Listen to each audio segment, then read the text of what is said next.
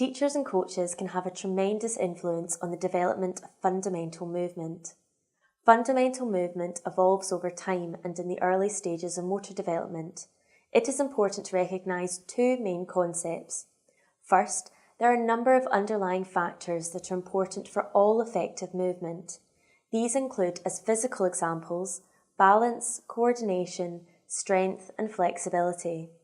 These attributes are evident in all tasks that are performed effectively, regardless of whether it is running, jumping, catching, throwing, doing a handstand or riding a bike. There are several motor development principles you should be aware of when observing movement. To help your understanding of these principles, we will provide simple animations that summarise the principle in hand where appropriate. Control of the body operates from a top-down approach. For example, a baby gains some control over their head and neck before sitting up unaided. Control evolves in a central outwards pattern. For example, a child can sit up unaided before walking.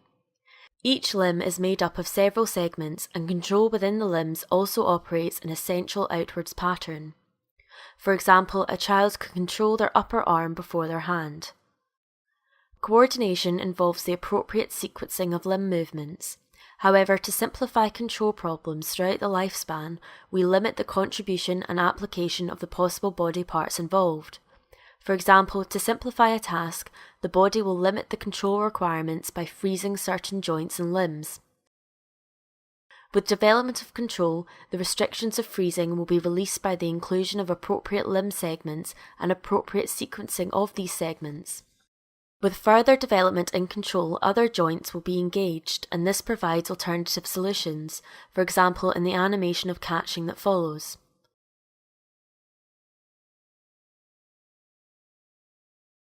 As our use of joints becomes more available, we can also increase and improve the sequence of joint application. In the following animations, you will see joint sequences in the legs with the following order: hip first, knee second, ankle and foot third.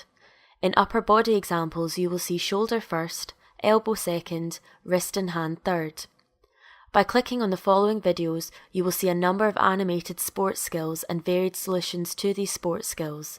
To help reinforce your understanding of the development principles already outlined, we will again draw your attention to key features by colour coding accordingly.